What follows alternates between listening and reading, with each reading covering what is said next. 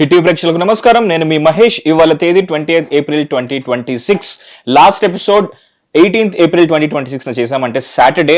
ఆ రోజు పరిస్థితిని చూసుకున్నట్టయితే ముఖ్యంగా జియో పాలిటిక్స్ లెవెల్లో ఇరాన్, అమెరికా అండ్ ఇజ్రాయెల్ మధ్య జరుగుతున్న యుద్ధ నేపథ్యంలో చర్చలు విఫలం అవడంతో ఎప్పుడు ఏ టైంలో అయినా సరే మళ్ళీ యుద్ధం ప్రారంభించే అవకాశం ఉంది అనేంతలా పరిస్థితులు ఉద్రిక్తంగా మారాయి.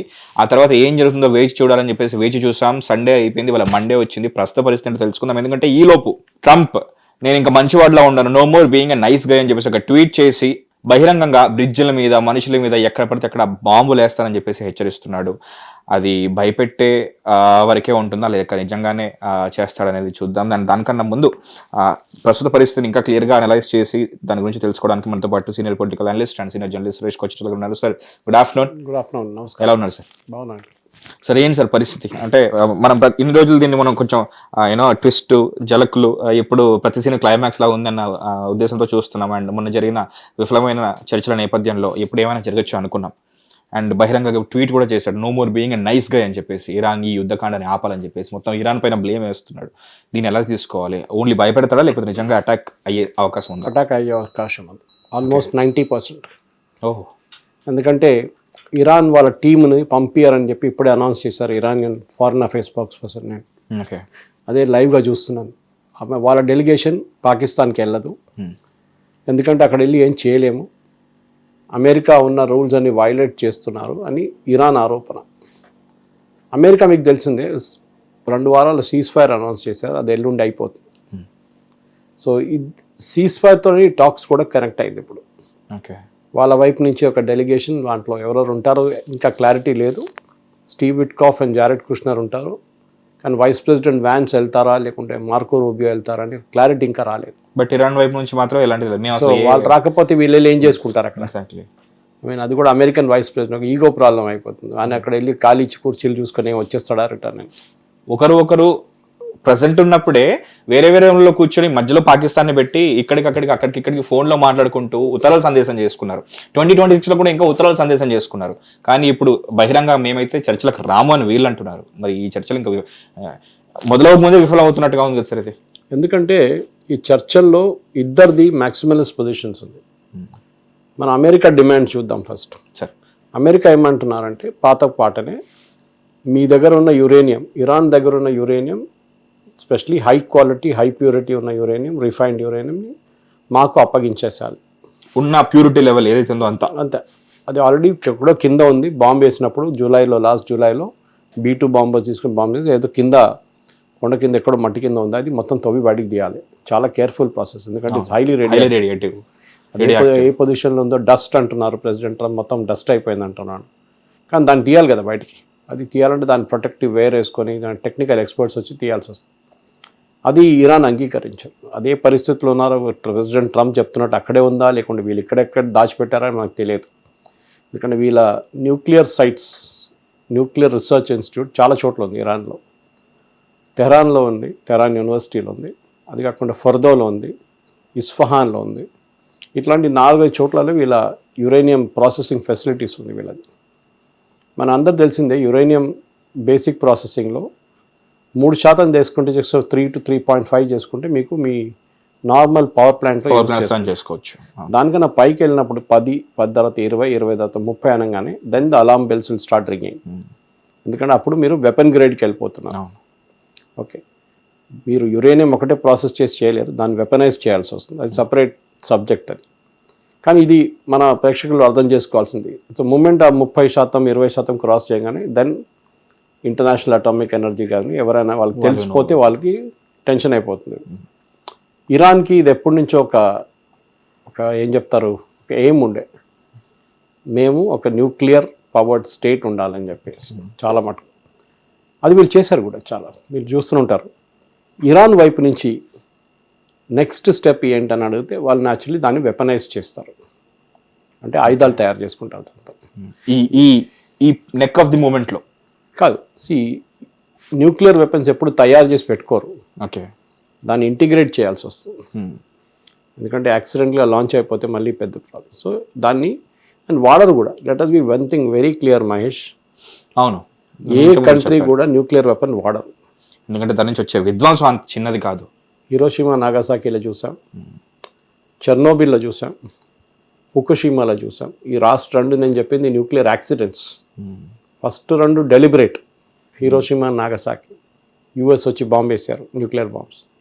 కానీ ఆ టైంలో ఉన్న కెపాసిటీ చాలా తక్కువ in terms of the detonation power.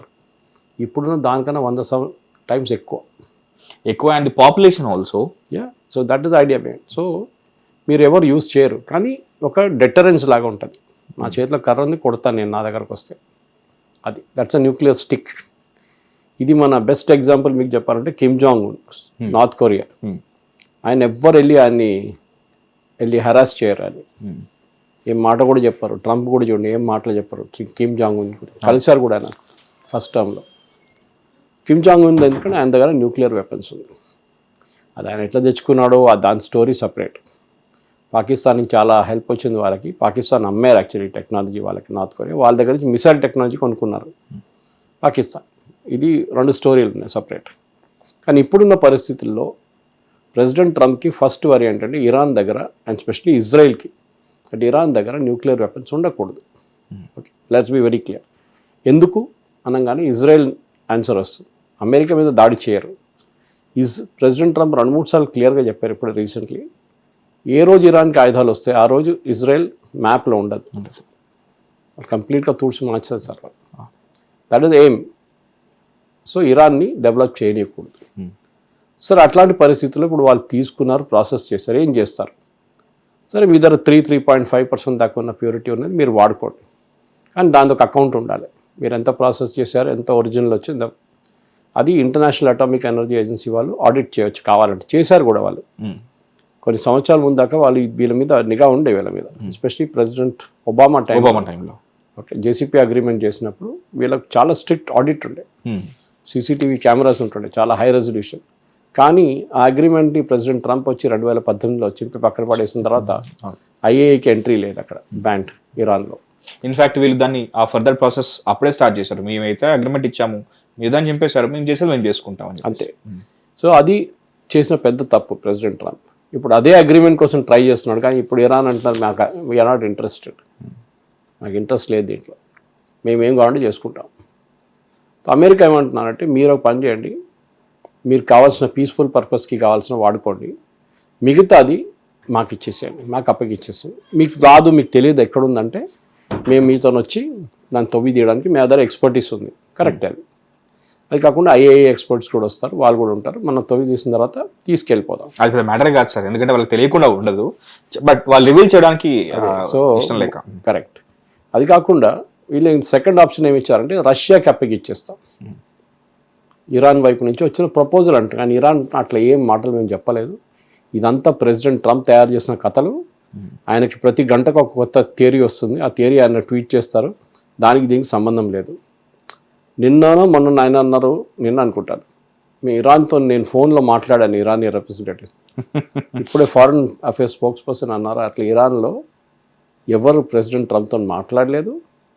ఎందుకంటే మాకు ఎవరితో దగ్గర నుంచి తిట్లు తినడానికి మాకు అవసరం లేదు, అట్లాంటి లాంగ్వేజ్ యూజ్ చేస్తారు, దానికోసం మేము ఎవరితో మాట్లాడాము. అంటే ఇది నమ్మశక్యం కూడా లేదు సార్, ఎందుకంటే మనిషి పక్కకుంటేనే మాట్లాడినప్పుడు ఫోన్లో ఎట్లా మాట్లాడతారు సార్? ఇది మహేష్ దీనికన్నా ముందు కూడా బహుశా మీకు ఎక్స్ప్లెయిన్ చేశారు మన ప్రేక్షకులు కూడా. ఏంటంటే మీరు ఇప్పుడున్న నెరేటివ్లో, ఇప్పుడు నేను వచ్చి ఒక హైపోథెటికల్ సిచ్యువేషన్, దాన్ని నేను అయిపోయిందని చెప్తాను ముందే, అప్పుడు మీరు దాన్ని ఖండించలేరు. ఫర్ ఎగ్జాంపుల్ ఆ రోజు ఇజ్రాయెల్తో సీజ్ ఫైర్ గురించి ప్రెసిడెంట్ ట్రంప్ ముందే అనౌన్స్ చేసేసారు, సీజ్ ఫైర్ అయిపోయింది, నేను Israel and Lebanon have a cease fire నా అని చెప్పి. ఇజ్రాయలీ క్యాబినెట్ ఇంకా డిసైడ్ చేయలేదు, వాళ్ళ మీటింగ్ కాలేదు ఇంకా, దానికన్నా ముందు అనౌన్స్ చేసింది. సో అప్పుడు ఏమవుతుందంటే ఇజ్రాయలీ క్యాబినెట్ మీద బెంజమిన్ నెటన్యాహు మీద ప్రెషర్ వచ్చేసింది. అరే ప్రెసిడెంట్ ట్రంప్ చెప్పేశారు నెగోషియేషన్ అయిపోయిందంట, సీజ్ ఫైర్ అయిపోయిందా, మీరు ఎస్ అని చెప్పాల్సింది, మీరు నో అని చెప్పలేరు. నో అని చెప్తే ప్రెసిడెంట్ ట్రంప్ని కాంట్రడిక్ట్ చేసినట్లు అయిపోతుంది. ఇన్ఫాక్ట్ ఇజ్రాయలీ క్యాబినెట్ కోపం వచ్చింది, నేను చెప్పాను కూడా, వాళ్ళకి చాలా కోపం వచ్చింది ఇజ్రాయలీ క్యాబినెట్లో ఉన్న మినిస్టర్స్. ఇదేంటిది పద్ధతి, ఏంటిది, నేను చెప్పే ముందే ఆయన అనౌన్స్ చేసేస్తాడు, ఇది ఎట్లా అవుతుందని చెప్పారు. అది ఆయన ఒక స్ట్రాటజీ ప్రెసిడెంట్ ట్రంప్ది, ప్రెషర్ పెట్టడానికి. మేము ఒప్పందం చేయబోతున్నాం ఎల్లుండి అని నిన్న అనౌన్స్ చేశారు. ఒప్పందం చేయకపోతే ఫాలో సీక్వెన్స్ ఉంటుంది ఒకటి, తో వాళ్ళ మీద ప్రెషర్ ఏంటి, ఒప్పందం పెట్టాల్సిందే. ఆ కాగితంలో ఏం రాసిందో you have to kind of go through it and sign it. మీకు ఆప్షన్ లేదు. మీకు ఇప్పుడు ఏం చేస్తారు, ఇరాన్ డినై చేయాల్సి వస్తుంది. కానీ వాళ్ళ డినైలు ఎవరు పట్టించుకుంటారు? ఎవరు పట్టించుకోరు. ప్రెసిడెంట్ ట్రంప్ చెప్పిన మాటకి విలువ ఉంటుంది. అరే బహుశా పాకిస్తాన్ చేస్తున్నారు అండ్ దాని మీద పాకిస్తాన్ గేమ్లు వేరే. అది మీడియేటర్ రోల్ కాకుండా వాళ్ళు మసాలా రోల్ అన్నీ యాడ్ చేసి ఏజెంట్ రోల్ కూడా ప్లే చేస్తున్నారు. మీడియేటర్ ఉన్నప్పుడు ఏంటంటే మీరు రెండు పార్టీలను తీసుకురావాలి, ఒక టేబుల్కి తీసుకొచ్చి మాట్లాడిపించాలి. కానీ మన ప్రాబ్లం ఏంటంటే వీళ్ళిద్దరూ ఇరాన్ అండ్ అమెరికా వాళ్ళు మాట్లాడరు. మీకు తెలిసిందే, ఎప్పటి నుంచో 49 సంవత్సరాల నుంచి they don't talk to each other governments అన్నమాట. అటాంటి టైంలో పాకిస్తాన్ అడ్మిట్ వచ్చి కూర్చున్నారు. అవును, ఇదే పొజిషన్ ఖతార్ ఒమాన్ డిక్లైన్ చేశారు, ఈజిప్ట్ డిక్లైన్ చేశారు, టర్కీ డిక్లైన్ చేశారు. మేము దీంట్లో రాంగ్. అండ్ వాళ్ళు ఎందుకు డిక్లైన్ చేస్తారో వాళ్ళకి స్ట్రాంగ్ రీజన్స్ కూడా ఉన్నాయి. ఎస్, డెఫినెట్గా. ఎందుకంటే వాళ్ళు చూసిన దాని ప్రకారం వాళ్ళ లాజిక్ ఏంటంటే ఇది ఎక్కడికి వెళ్ళదు. ఎందుకంటే నెగోసియేషన్కి ఒక ఛాన్స్ ఉంటే ఎవరైనా ఇన్వాల్వ్ అవుతారు. ఒమాన్ 2 సార్లు చూసారు, మొత్తం ఒప్పందం దాకా వచ్చిన తర్వాత బాంబులు వేస్తారు. So they said we're not getting into it again. పాకిస్తాన్కి పబ్లిసిటీ కావాలండి. ఓకే, వాళ్ళు ఎవరు పట్టించుకోవట్లేదు, వాళ్ళని టెర్రరిస్ట్ నేషన్ అంటున్నారు. అట్లాంటి టైంలో మొత్తం ఇంటర్నేషనల్ మీడియా ఇక్కడికి వచ్చేస్తారు. మా దగ్గర పబ్లిసిటీ, పాకిస్తాన్ ఫారెన్ మినిస్టర్ అక్కడ వెళ్తున్నాడు, పాకిస్తాన్ ప్రధానమంత్రి ఇక్కడికి వెళ్తున్నాడు, అసీం మునీర్ అక్కడికి వెళ్తున్నాడు. ఇప్పుడు ఏమైంది లాస్ట్లో? ప్రెసిడెంట్ ట్రంప్ అన్నారు, I believe my friend Asim Munir very well. అదే ఈ అసీం మునీర్ అనే మనిషి ఐఎస్ఐ చీఫ్గా ఉన్న టైంలో was very close to Qasem Soleimani. Okay, Qasem Soleimani IRGC head ఉండే టైంలో ప్రెసిడెంట్ ట్రంప్లో ఫస్ట్ టర్మ్లో Iran revolutionary guards corps command chief. ఆయన్ని అమెరికా ఒకరోజు హెలికాప్టర్ అంబుష్లో చంపేశారు ఆయన్ని.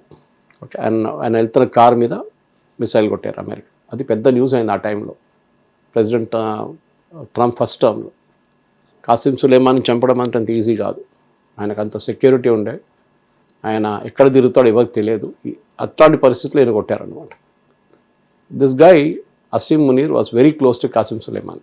కోవర్ట్ సార్, కోవర్ట్ అప్పట్లో అతను కోవర్ట్ కదా, ఓపెన్ అసోసియేషన్ ఉండే వాళ్ళకి. ఓకే, సో ఇప్పుడు నిన్న వాషింగ్టన్ పోస్ట్, న్యూయార్క్ టైమ్స్లో ఒక ఆర్టికల్ వచ్చింది. వైట్ హౌస్ కూడా రెడ్ ఫ్లాగ్ రేజ్ చేశారు. ఇది అసీం మునీర్ హిస్టరీ. ఇప్పుడు కూడా ఆయనకి ఇరాన్ రెవల్యూషనరీ గార్డ్స్తో సంబంధాలు ఉన్నాయి. దానికోసం ఆయన మాట్లాడగలుగుతున్నాడు. ఇప్పుడు ఇంకెవరిని వాళ్ళు పట్టించుకోరు. సో మీరు చాలా కేర్ఫుల్ ఉండాలి మనిషితో అని చెప్పి వార్నింగ్ ఇచ్చారు ఆయనకి, ఓకే, అమెరికన్ ట్రంప్కి. ఈయన కూడా అదే రోజు రిటర్న్ వచ్చేసింది పాకిస్తాన్కి. ఇప్పుడు ఇరాన్ ఏమంటున్నా అంటే మేము మా ఇంటర్మీడియరీ పాకిస్తాన్కి చెప్తున్నాం, పాకిస్తాన్ యూఎస్కి చెప్తారు, యూఎస్ అదే మాట విని మాకు చెప్తారు, పాకిస్తాన్ చెప్తారు, పాకిస్తాన్ వచ్చి మళ్ళీ ఇరాన్కి చెప్తారు. కానీ ఏం జరగట్లేదు. వీళ్ళు పెద్ద నిన్న 45 నిమిషాలు మాట్లాడిండంట ఇరానియన్ ప్రెసిడెంట్తో. ఎవరు, మన failed marshal, failed Asim Munir. ఏమైంది దాన్ని? Nothing, no readout, nothing. ఏం మాట్లాడినా నథింగ్, నో డీటెయిల్స్కి ఇవ్వరు.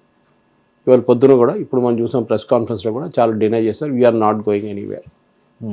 ఇన్ఫ్యాక్ట్ మీకు గుర్తుంటుంది Mahesh, Iran foreign minister Abbas Araghchi ఆయన పాకిస్తాన్ నుంచి వచ్చిన తర్వాత ఒకరోజు ఈ సెకండ్ రౌండ్ గురించి స్టేట్మెంట్ ఇచ్చే ముందు ఆయన స్ట్రెయిట్ ఆఫ్ హార్మూజ్ గురించి చెప్పింది. Straight of Hormuz is open. అదేది ప్రెసిడెంట్ ట్రంప్ చెప్పింది ఒక 3 గంటల తర్వాత, 3-4 గంటల తర్వాత. ఓకే, అప్పుడు దాకా ఇరాన్ నుంచి రియాక్షన్ రాలేదు. So official reaction Abbas Araghchi నుంచి వచ్చింది. That strait of Hormuz is open but with certain conditions. Iranian revolutionary గార్డ్స్ని కోఆర్డినేట్ చేయాలి, మీరు ఆ షిప్పింగ్ రూట్స్ ఫాలో చేయాలి, దాన్ని చెప్పారు. Within half an hour Araghchi's deputy foreign minister tweet చేశారు, ఇదంతా అబద్ధం, strait of Hormuz is not open. ఆయన బాస్ని ఆయన కాంట్రడిక్ట్ చేసిండు. అంటే ఇన్స్ట్రక్షన్స్ ఎక్కడి నుంచో వచ్చినాయి. Okay, that is fellow jump the gun, వీడు చెప్పడానికి అధికారం లేదు. Within 2 hours Iran revolutionary guard వాళ్ళు యూజువలీ ట్వీట్ చేయరు, వాళ్ళు ట్వీట్ చేశారు saying that the strait of Hormuz is closed. ఈ మంచి ఆ రోజు నీకు కనిపించట్లేదు ఇప్పుడు దాకా ఇరానియన్ ఫారెన్ మినిస్టర్. పబ్లిక్ అయితే కనిపించలేదు. ఇవాళ కూడా ప్రెస్ కాన్ఫరెన్స్లో it was Iranian foreign ministry spokes person. అది కాకుండా మొన్న అజర్బైజాన్ ప్రైమ్ మినిస్టర్ వచ్చింది అక్కడి నుంచి. ఆయన వచ్చిన టైంలో ఆ మాటల్లో వాళ్ళ టాక్స్లో ఫారెన్ మినిస్ట్రీ రిప్రజెంట్ చేసింది ఈ డెప్యూటీ ఫారెన్ మినిస్టర్. ఇరాన్లో ఏమైందంటే ఒక డివిజన్ వచ్చేసింది. ప్రెసిడెంట్ ట్రంప్ ఎప్పుడు చెప్తుంటారు చూడండి, మొన్న కూడా చెప్పాను నేను, చాలా మంచి had a very good talk with Iranian leaders. అందరు అడుగుతుండే ఎవరితో మాట్లాడుతున్నారు, న్యూ జనరేషన్ ఆఫ్ లీడర్స్ ఉన్నారు అక్కడ, చాలా సెన్సిబుల్ పీపుల్. ముందు ఉన్న అయతొల్లాలా కాదు, ఇది వెరీ వెరీ సెన్సిబుల్. వీళ్ళే foreign minister and speaker of Iranian parliament. దాంట్లో అందరికన్నా weakest link is the foreign minister Araghchi, strongest link is the speaker of the Iranian parliament. ఆయన ముందు ఇరానియన్ రెవల్యూషనరీ గార్డ్ కమాండర్ ఉండే ఆయన. Is very jihadi type. Okay, ఆ పరిస్థితుల్లో ఉన్నమాట. So ఇప్పుడున్న దాంట్లో టాక్స్ జరగట్లేదు. సో ఎవరో అడిగారు ఇవాళ పొద్దున ఒక అమెరికన్ న్యూస్ ఛానల్లో, ప్యానలిస్ట్ని అడిగారు, are you back to square one, ఇంగ్లీష్లో ఒక టర్మినాలజీ, అంటే మీరు తిరిగి అక్కడికి వచ్చారని. ఆయన అన్న we back to square zero అన్నారు. అంటే ఎక్కడ మొదలు పెట్టినా అక్కడ కూడా దానికన్నా దారుణం అయిపోయింది పరిస్థితి ఇప్పుడు. అమెరికా ఇప్పుడు ఏం చెప్పారు ఇరాన్కి, మీరు చూసుంటారు, ప్రెసిడెంట్ ట్రంప్ చాలా స్ట్రిక్ట్ వార్నింగ్ ఇచ్చారు, రేపు సాయంత్రం లోపల సంతకం పెట్టకపోతే అంతే. ఇప్పుడు పాకిస్తాన్ వాళ్ళు మొత్తం పరుగుతుంటారు అక్కడిక్కడ, ఇది కాకుండా చూడడానికి. Iron is not lost. Pakistan వాళ్ళ ఒక 6 F-16 F-14 అని తీసుకెళ్ళి పాకిస్తాన్లో పెట్టారు. J-15 కూడా ఉంది దాంతోపాటు, బహుశా 12 కన్నా ఎక్కువ ఉండొచ్చు ఎయిర్క్రాఫ్ట్. తీసుకెళ్ళి సౌదీ అరేబియాలో పెట్టారు. దాంతోపాటు 4,000 మంది సోల్జర్స్ని పంపించారు సౌదీ అరేబియాకి, పాకిస్తాన్ నుంచి. సౌదీ అరేబియాలో ఎవరితోనైనా యుద్ధానికి వెళ్తున్నారా? అది కూడా సోల్జర్స్ ఎందుకు? ల్యాండ్ బార్డర్ ఎక్కడ? వాళ్ళు ల్యాండ్ బార్డర్తో పోరాటం, వాళ్ళ ల్యాండ్ పక్కన ల్యాండ్ ఎవరున్నారు? యమన్ ఉంది, యమన్తో పోరాటం చేయబోతున్నారా? ఓకే, హూతీలతో వెళ్తున్నారా? ఇరాన్తో పోరాడతారా? జరిగింది ఏంటంటే, ఒకటి పాకిస్తాన్కి $5 మిలియన్ ఇస్తారని సౌదీ అరేబియా ఒక ఒప్పందం చేసుకున్నారు. ఓకే, దాంట్లో $3 బిలియన్ యూఏకి కట్టాలి. వాళ్ళు అడుగుతున్నారు డబ్బులు చాలా రోజుల నుంచి, అడుగుతూ ఇవ్వట్లేదు.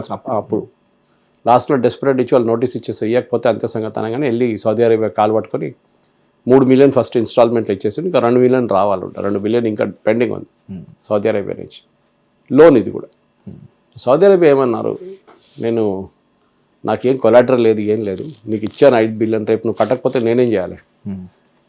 ఓకే, నువ్వు యూఏకి కూడా కట్టలేదు, ఎన్నో సంవత్సరాల తర్వాత వాళ్ళు అడిగినప్పుడు కూడా నువ్వు కట్టలేదు, లాస్ట్లో వాళ్ళు ధమ్కి ఇచ్చినప్పుడు కట్టినావు, ఇప్పుడు వెళ్ళి అది కూడా నా దగ్గర అప్పు తీసుకొని నువ్వు పని చేయి, కొన్ని ఎయిర్క్రాఫ్ట్ తీసుకొచ్చి ఇక్కడ పెట్టు, నీ మనుషులను కూడా తీసుకొచ్చి ఇక్కడ పెట్టు, ఓకే, గ్యారంటర్ లాగా, కొలాటరల్ లాగా, మరి ఇక్కడ ఉంటారు, తాకట్టు పెట్టడం లాగా సార్. ఇంకా చెప్పాలంటే అదొక లాజిక్ ఉంది. రెండవది, వీళ్ళిద్దరు నడిమిట్లో ఒక ఒప్పందం ఉండే, పాత ఒప్పందం, దాన్ని రీసెంట్లీ రిన్యూ చేశారు, డిఫెన్స్ అగ్రిమెంట్, నేటో లాగా. ఏంటి, మా మీద దాడి చేస్తే, దట్ ఈస్ సౌదీ అరేబియా మీద దాడి చేస్తే పాకిస్తాన్ వాళ్ళని, ఆ ఎనిమీని ట్యాకిల్ చేస్తారు, పాకిస్తాన్ సహాయిస్తారు నేటో లాగా. They will come to the help of Saudi Arabia. Saudi Arabia అట్లనే పాకిస్తాన్ మీద దాడి చేస్తే సౌదీ అరేబియా వచ్చి ఎవరు ఆక్రమించారో వాళ్ళ మీద బాంబులు వేస్తారు. మనం మోడల్ పక్కన పెడదాం, మనం పాకిస్తాన్ రేపు అటాక్ చేస్తే సౌదీ అరేబియా వస్తారా? వాళ్ళు రారు, వాళ్ళకి తెలుసు అది ఆ సిచ్యువేషన్ ఎట్లా ఉంటుందని. రివర్స్ పెడదాం, మనం సౌదీ అరేబియా మీద రేపు ఇరాన్ దాడి చేస్తే, ఇప్పుడు బాంబు వేస్తా అంటున్నాడు, ఏం కానీ అందరి మీద కొడతాడు వాళ్ళు. కొట్టిన తర్వాత సౌదీ అరేబియా మీద ఒక 10 మిసైల్ పడతాయి తెలియ. అప్పుడు లాజికల్ ఏముండాలి, సౌదీ అరేబియా మీద దాడి జరిగింది, పాకిస్తాన్ అక్కడ ఉన్న F-16 F-14 J-15 తీసుకెళ్ళి ఇరాన్ని ధ్వంసం చేశారు. చేస్తారా? దమ్ముండదు. ఫస్ట్ ఆఫ్ ఆల్ వీళ్ళు మీడియేటర్, నువ్వే మాట్లాడుతున్నావు ఇరాన్తోని, మళ్ళీ నువ్వే వెళ్ళి వాళ్ళ తల మీద బాంబు వేస్తావా? మరి దారుణంగా ఉంది సార్ పాకిస్తాన్ పరిస్థితి. అదే అంటున్నా. సో ఆలోచించండి. So they are in desperate state. వాళ్ళు ఎందుకు దీంట్లో వచ్చారు దగ్గర ముందు చెప్పాను మీకు, వాళ్ళకి పబ్లిసిటీ కావాలంటే. సో లిటరలీ హీరో విలన్ కొట్లాడుకుని మధ్యలో కమెడియన్ దెబ్బలు తిన్న ఒక మేము ఉంటుంది కదా సార్, అట్లే ఉంది సార్ ఇది. కరెక్ట్. వీళ్ళ దగ్గర ఉన్న F-16 తీసుకెళ్ళి అక్కడ పెట్టుకోవడం ఏంటి, పైగా మనుషుల్ని అక్కడ పెట్టడం ఏంటి? అండ్ ఇప్పుడు మా మీద దాడి జరిగితే ఒకప్పుడు ఈ ఫైట్ బ్యాక్ అమెరికా చేసేది, లైక్ మీకు మేము సెక్యూరిటీ ఇస్తామని. ఇప్పుడు అమెరికన్ క్యాంప్స్ కొట్టేసిన తర్వాత సెక్యూరిటీ లాగా మనుషులు తెచ్చి పెట్టుకోవడం ఏంటి సార్? ఇది చాలా దారుణంగా ఉంది సార్ ఇది. సో ఇప్పుడు మనం సిచ్యువేషన్ ఎట్లా అయిపోయిందంటే, రేపు సాయంత్రం అంటే as we record this program on Monday evening, Tuesday evening కల్లా ఏదో జరగచ్చు. ఓకే, ఇప్పుడైతే క్లారిటీ వచ్చేసింది, వాళ్ళు రారు. పాకిస్తాన్ డెస్పరేట్ అసీముని అని చెప్పాను చూడండి, 45 నిమిషాలు కాల్ చేశారంట ప్రెసిడెంట్తో, ఇది ఇరానియన్ ప్రెసిడెంట్ అని. వీళ్ళు అంటే పాకిస్తాన్కి ఇప్పుడు కూడా ఇంత చేసిన తర్వాత కూడా అర్థం కావట్లేదు, ఇరాన్లో ఉన్న పొలిటికల్ ఈక్వేషన్స్ మారిపోయింది February 28 తర్వాత. అంతర్గత యుద్ధంలా ఉంది సార్ ఇది. కంప్లీట్లీ వాళ్ళ నడిమిట్లో ముల్లాలు అప్పుడు దాకా కంట్రోల్ చేస్తుండే దేశం మొత్తం. ఇప్పుడు ఐఆర్జీసీ చేతిలో ఉంది అది, ఇరాన్ రెవల్యూషనరీ గార్డ్స్ కోర్ వాళ్ళ చేతిలో ఉంది. And they are very hard core. వాళ్ళు ట్వీట్ చేసేంత లైక్ కాంట్రాడిక్ట్ చేసి ట్వీట్ చేసేంత వరకు వచ్చారంటే like they are very clear, we will not surrender to America. ఏమైనా కానీ మమ్మల్ని కొట్టి చంపినా కానీ మేము అమెరికా వ్యతిరేకంగా మేము పోరాడుతూనే ఉంటాం. ఇన్ఫాక్ట్ వాళ్ళు మొన్న మనం చేసిన ఎపిసోడ్ వరకు కూడా అవసరమైతే ఆత్మాహుతి కూడా రెడీ అయ్యారు వాళ్ళు. సో ఇప్పుడు మన ఇండియన్ షిప్స్ మీద అటాక్ చేశారండి, మీరు చూసుంటారు స్ట్రేట్ ఆఫ్ హార్మోస్లో మొన్న రాత్రి. సరే మెత్త డ్యామేజ్ ఏం కాలేదు, చిన్న అటాక్ ఉంది. కానీ ఇండియన్ షిప్ మీద ఎందుకు చేశారని అడిగి ప్రెసిడెంట్ ట్రంప్ దానికి జవాబు ఇచ్చారు. అది ఇండియన్ షిప్ కాదు, ఫ్రెంచ్ అండ్ యూకే షిప్ అంటున్నాం. అది ఆయన లాజిక్, అది అర్థం కాదు. అది పేరు ఇండియన్, ఫ్లాగ్ ఇండియన్, మళ్ళీ అది కాదు అది యూకే వాళ్ళ షిప్ అంట, ఫ్రెంచ్ వాళ్ళ షిప్ అన్నారు. ఎవరు కాంట్రడిక్ట్ చేయలేదు ఆయన. బట్ ఇండియన్స్ కూడా ఇండియన్స్ చేయక్కర్లేదు, మనం జస్ట్ కీపింగ్ క్వైట్. మనం క్వైట్గా షిప్ని బయట తెచ్చుకుంటాం ఎట్లయినా. ఇప్పుడు పరిస్థితి ఏమైపోయిందంటే ఈ సీజ్ ఫైర్ అనేది ఎల్లుండి అయిపోతుంది. ఓకే, సో వీళ్ళు టాక్స్ కూడా అట్లనే ప్లాన్ చేశారు. ఇది ఫెయిల్ అయింది అనుకోండి, రేపు ఫెయిల్ అవుతుంది 100%. ఫెయిల్ అయినాగానే ఎల్లుండి నుంచి సీజ్ ఫైర్ అయిపోయింది, మేము కొట్టడం మొదలు పెడుతున్నాం అని చెప్పేస్తారు. ఆల్రెడీ సీజ్ ఫైర్ బ్రేక్ అయిందని అమెరికా ఒక హింట్ ఇచ్చారు. మీరు షిప్ మీద అటాక్ చేశారు చూడండి స్ట్రేట్ ఆఫ్ హార్మోస్లో, తో సీజ్ ఫైర్ పోయింది, నో లాంగర్ అప్లికబుల్. ఇరాన్ ఏమంటారు, మీరు గల్ఫ్ ఆఫ్ ఒమాన్లో మీరు మీ మొత్తం వార్షిప్స్ని పెట్టుకొని బ్లాక్ చేస్తున్నారు. నిన్న రాత్రి ఒక ఇరానియన్ వెసల్, ఫ్లాగ్డ్ వెసల్ ఇరాన్కి వస్తుంది through the Arabian sea. Gulf of ఒమాన్కి వచ్చినప్పుడు మీరు దాని మీద దాడి చేసి దాన్ని ఇంజిన్ రూమ్ ధ్వంసం చేసి వారిని ఆక్యుపై చేసుకున్నారు. మీరు పారాట్రూపర్స్ని దానిపైన దింపారు. ఇప్పుడు ఆ షిప్ మీ చేతిలో ఉంది. అమెరికా అంటున్నారు అక్కడ కూడా కాదు, లోకంలో ఎక్కడ ఉంటే కూడా చైనీస్ ఈ షిప్స్ని మేము పట్టుకుంటాం. దీన్ని గోస్ట్ షిప్స్ అంటారు దీన్ని. దాంట్లో ఆయిల్ నింపుకుంటారు, తిరుగుతూనే ఉంటారు వీళ్ళు, ఎవడో కొంటాడని చెప్పేసి వాళ్ళ దగ్గర. ఓకే, రష్యా కూడా చేస్తారు అది. ఓకే, అట్లాంటి పరిస్థితుల్లోనే ఈ షిప్లన్నీ ఎక్కడున్నా కానీ మేము పట్టుకుంటాం, ఇంటర్నేషనల్ అంగడి నీళ్ళల్లో ఎక్కడైనా. సో ఇరాన్కి ఇప్పుడు టెన్షన్ అయిపోయింది ఏం జరగబోతుంది అనేది. అండ్ డెఫినెట్గా ఎందుకంటే ఇట్లాంటి పరిస్థితుల్లో ఇరాన్ దగ్గర ఎక్కువ ఆప్షన్స్ లేదు. ఇప్పుడు నిన్న ఒక రిపోర్ట్ వచ్చింది, వాషింగ్టన్ పోస్ట్ అనుకుంటా, ఇరాన్ది 70% ఆయుధాలు అంటే మిసైల్స్ అండ్ డ్రోన్స్ ఇంటాక్ట్ ఉంది, ఇంత బాంబింగ్ చేసిన తర్వాత కూడా, ఇన్ని కొట్టిన తర్వాత కూడా. ఓకే, అగైన్ అక్కడ 2 రీజన్స్ ఉండొచ్చు. ఒకటి ఇరాన్ కాన్ఫిడెన్స్ పెంచడానికి పెట్టిన స్టోరీ ఉండొచ్చు ఇది. ఓకే, మొన్న కూడా చూసాం మనం సీజ్ ఫైర్ టైంలో వాళ్ళు తవ్వుతున్నారు, శాటిలైట్ ఇమేజ్ చూపించారు, జేసీబీలు తీసుకొచ్చి వాళ్ళ లాంచర్స్ అంతా మట్టి కింద వెళ్ళిపోయింది బాంబింగ్లో, అది బయట తీస్తున్నారు దాన్ని. ఓకే, ఇప్పుడు వాళ్ళు బాంబ్ చేయలేరు కదా ఈ టైంలో, ఇజ్రాయెల్ కానీ ఎవరైనా కానీ తీస్తున్నారు. శాటిలైట్ ఇమేజ్ చాలా క్లియర్గా కనిపిస్తుంది. అమెరికా కూడా తెలిసిపోతుంది ఎక్కడ పోయిందని కూడా, రేపు కావాలంటే అక్కడే బాంబు వేసేస్తారు వాళ్ళు. కానీ అది కాదు ప్రాబ్లం, ఇది తీసిన తర్వాత కూడా వాళ్ళ దగ్గర ఇంత స్టాక్ ఉందా లేదా అని ఎవరికి తెలియదు. ఇది ఒక కౌంటర్ స్ట్రాటజీ కూడా ఉండొచ్చు. ఇరాన్లో ఉన్న రెవల్యూషనరీ గార్డ్స్ కానీ మిగతా వాళ్ళ కాన్ఫిడెన్స్ పెంచుతున్నారు వీళ్ళు. మీ దగ్గర చాలా ఆయుధాలు ఉన్నాయి, 70,000 80,000 ఆయుధాలు ఉన్నాయి, మీరు అమెరికాతో సాలిడ్గా పోరాటం చేయొచ్చు. కానీ వాళ్ళ దగ్గర ఉండదు 5,000 ఉంటుంది. అది వాళ్ళకి తెలియదు, ఎందుకంటే ఇరాన్లో ఉన్న రెవల్యూషనరీ గార్డ్ సిస్టమ్ని కంప్లీట్గా డీసెంట్రలైజ్ చేశారు. One of the reasons why Iran ఇప్పుడు దాకా నిలబడగలిసిందంటే అమెరికాతో అది. వాళ్ళు ప్రతి దాంట్లో సెంట్రలైజ్ చేయకుండా తెహరాన్లో కానీ ఫర్దాలో కానీ ఇస్ఫహాన్లో పెట్టకుండా వాళ్ళు డిస్ట్రిబ్యూట్ చేశారు. వాళ్ళ దగ్గర 34 డిస్ట్రిక్ట్స్ ఉంది, 34 డిస్ట్రిక్ట్ సపరేట్ కమాండర్స్కి ఇచ్చేసారు, అప్పగిచ్చేసారు. ఆయుధాలు కానీ మిసైల్ కానీ డ్రోన్ కానీ ఏదైనా కానీ. సో వాళ్ళు దాన్ని వాడుకుంటున్నారు.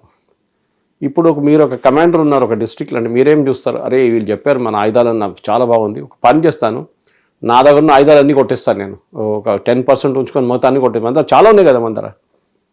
కానీ ఆడు కొట్టిన తర్వాత ఆడికి న్యూస్ వస్తున్నారు అక్కడ ఏం లేదు, ఒట్టి అమెరికా క్రియేట్ చేసిన స్టోరీ ఇదని.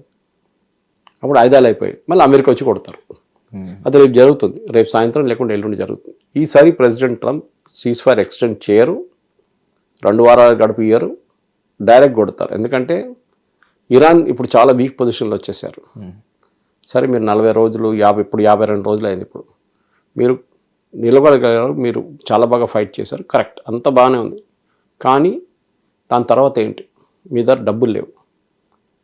ఒకరోజు దీనికన్నా ముందు కూడా ఎక్స్ప్లెయిన్ చేస్తాను. ప్రతిరోజు Iran was earning about $140 million oil అమ్ముకొని స్ట్రేట్ ఆఫ్ హార్మోస్ నుంచి. ఇప్పుడు అది బంద్ అయిపోయింది. సో వాళ్ళకి ఇప్పుడు సడన్గా తెలిసింది ఫైనాన్షియల్ కరెన్సీ అంటే ఏంటనేది.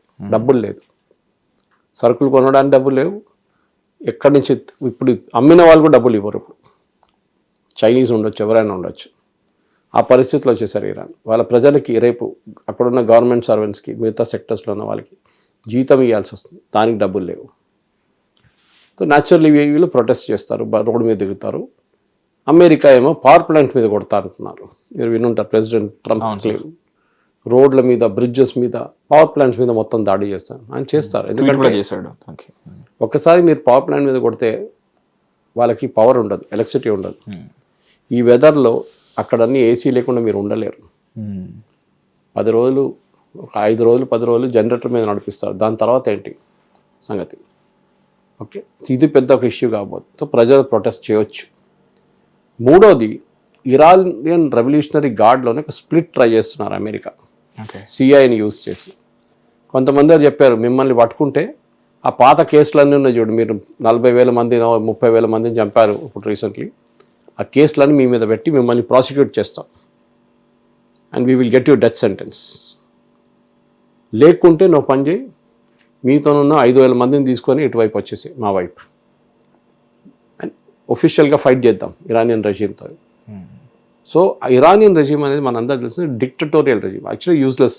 వాళ్ళని కొట్టాల్సిందే. There is something which I agree with president Trump. Totally last 49 సంవత్సరాలు వాళ్ళు కంప్లీట్గా ధ్వంసం చేశారు. They totally finished off Iran. So వాళ్ళని అక్కడ ఉమెన్కి ఫ్రీడమ్ లేదు, హిజాబులు, బుర్కాలు ఇదన్నీ వేసుకోవాల్సి వస్తుంది. వేసుకోవాలని చంపుతారు రోడ్డు మీద, ప్రొటెస్ట్ చేయకూడదు, చాలా స్ట్రిక్ట్ రూల్స్ అండ్ రెగ్యులేషన్స్. అది ఇల్లాజికల్ రీజన్స్. షాఫ్ ఇరాన్ టైంలో ఉన్న అక్కడ దాకా వెళ్ళాలని చెప్పట్లేదు నేను. Where girls in Tehran university మినిస్కర్ట్లు వేసుకొని తిరుగుతుండే ఆ టైంలో. 79లో ఒకటి ఉంటుంది, 26లో ఇప్పుడు ఇంకో వరల్డ్ ఉంటుంది. కానీ ఎక్కడో ఒక చోట్ల there should be lot of movement. ఎందుకంటే మీరు పక్కన సౌదీ అరేబియా చూడండి. మొహమ్మద్ బిన్ సల్మాన్ అంటున్నా, నేను సౌదీ అరేబియాని యూరోప్ చేసేస్తాను 2030 దాకా. 4 సంవత్సరాలు ఉన్నాయి. దుబాయ్ చూడండి, ఇట్ లుక్స్ లైక్ బ్యాంకాక్. అంత ఫ్యాషన్ అది ఇది దుబాయ్లో. సో మీకు ఎప్పుడు అనిపించదు you're in an Islamic regime అని, కానీ ఇరాన్లో అది ఉంది. సో ఇరానియన్స్ ఆల్సో వాళ్ళ పాత సిస్టమ్కి వెళ్ళాలనుకుంటున్నారు. వాళ్ళకి చాలా ఫ్రీడమ్ ఉండే ఆ టైంలో. ఇప్పుడు మనకి ఇరాన్ లోపల ఏం జరుగుతుందని తెలియట్లేదు Mahesh. Complete internet shut down. ఫిబ్రవరి 28 నుంచి వాళ్ళ దాకా 52 రోజులు ఇంటర్నెట్ లేదు. అక్కడ ఏం జరుగుతుందో లోపల ఎవరికి తెలియదు. కొన్ని వీడియోస్ బయటకు వచ్చినాయి, దాంట్లో చాలా క్లియర్గా గాజా కన్నా దారుణం ఉందంట పరిస్థితి. కంప్లీట్గా కొట్టేశారు అమెరికా అండ్ ఇజ్రాయెల్ కలిసి.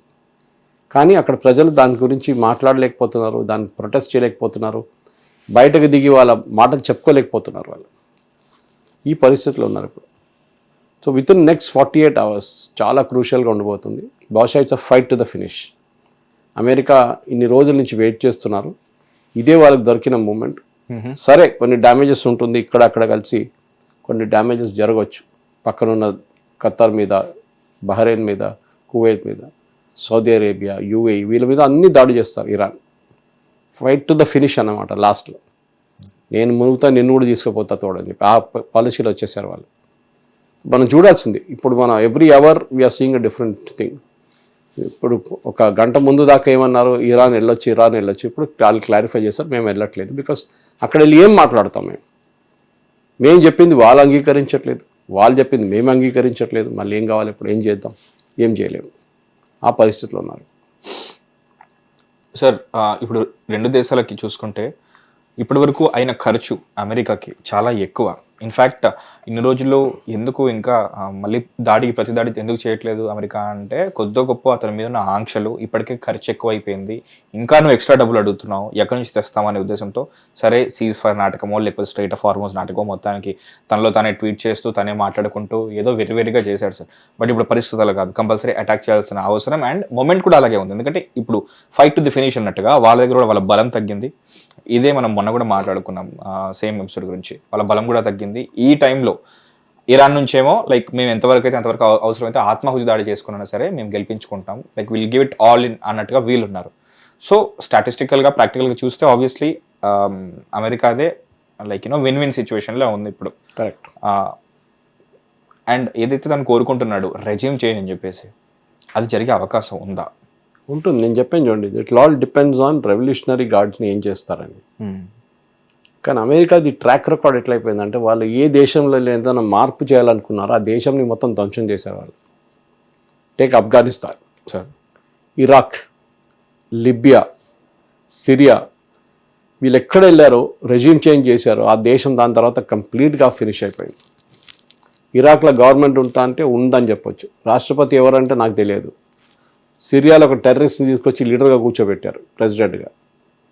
లిబియాలో ఏం జరుగుతుందో ఎవరికి తెలియదు. ఆఫ్ఘనిస్తాన్లో మీకు తెలిసింది, అక్కడ తాలిబాన్ ఒక తాలిబాన్ తీసి ఇంకో తాలిబాన్ పెట్టారు, అంతా చేశారు అమెరికా. ఈ పరిస్థితుల్లో అమెరికా రేపు ఇరాన్లో కూడా ఇంటర్ఫీర్ చేయగలిగితే ఇరాన్ 10 సంవత్సరాల తర్వాత ఏమైపోతుంది ఇరాన్ది, అది పెద్ద ప్రశ్న. చాలా బాగా చేశారు, ఇప్పుడు వెనిజువేలాలో చేసినట్లనే మేము అన్ని చేంజ్ చేసేస్తాం, మా వాళ్ళు ఉంటారంటే కాదు. అక్కడ Iranian citizens is not like Venezuela, వాళ్ళు అగ్రీ చేయరు, వాళ్ళకు ఒక ఈగో ఉంది. సరే ఇప్పుడు ఉన్న వాళ్ళందరూ దొంగలు, అది ఇది కరెక్టే, కానీ వీ వాంట్ రూల్, అమెరికా రూల్ని అంగీకరించాము. అది ఇరానియన్స్లో ఒక పట్టు ఉంది దాని మీద. ఇన్ఫాక్ట్ ప్రజలు కూడా అది కోరుకుంటున్నారు, రెజ్యూమే చేంజ్ అవ్వాలని ప్రజలు కూడా కోరుకుంటున్నారు, బట్ నాట్ ఫ్రమ్ అమెరికా కాదు, ఇంకేదైనా జరగాలి, మాకు కావాల్సినట్టుగా జరగాలి. కరెక్ట్. సో అమెరికా ఫెసిలిటేట్ చేయాలంతే, దాని తర్వాత సీ నుంచి వెళ్ళిపోవాలి, కానీ అది జరగదు.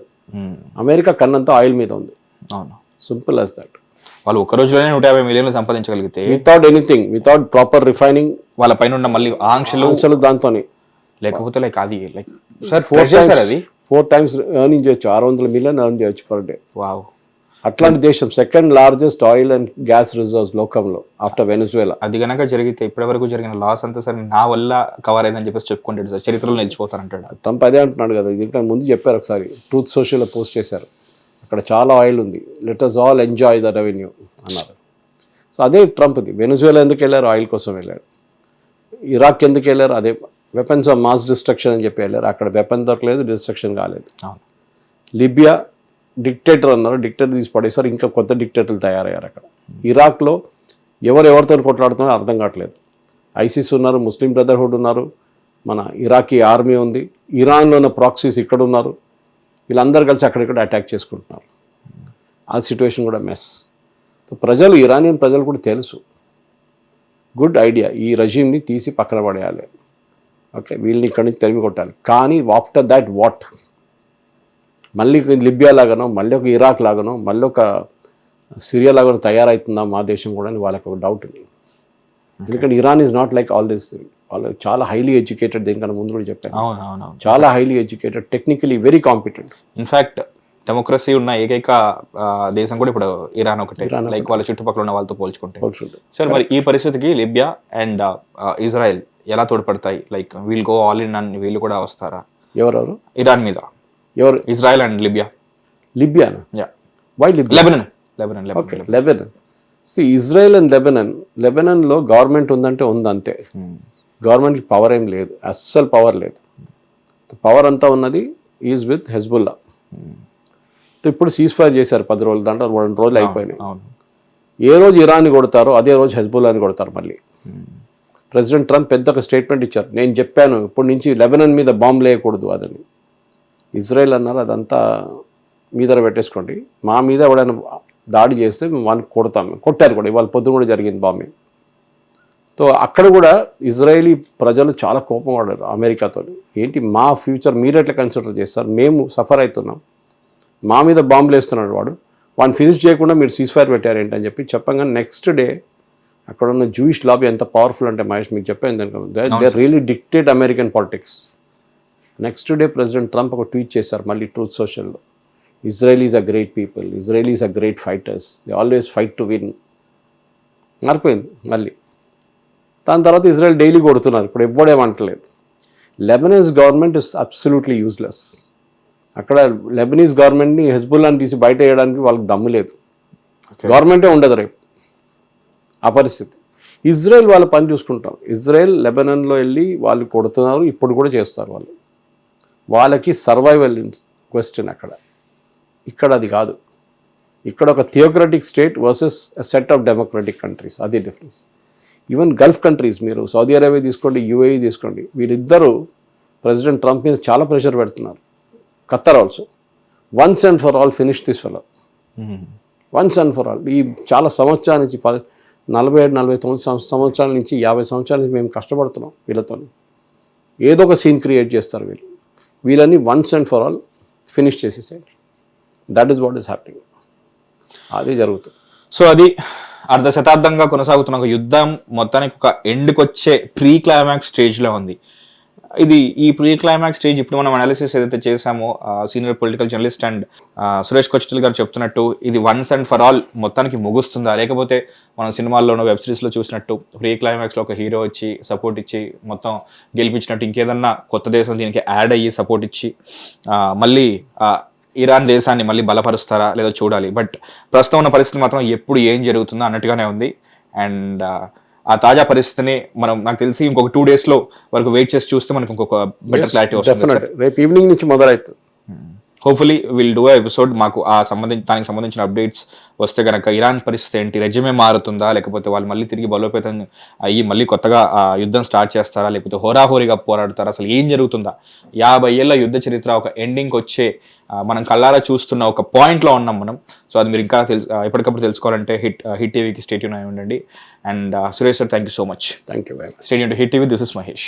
హిట్ టీవీ యాప్, ఇందులో short news, live news, entertainment shows, movies, digital magazines తో పాటు మీ జిల్లా వార్తలను కూడా ఫ్రీగా చూడొచ్చు.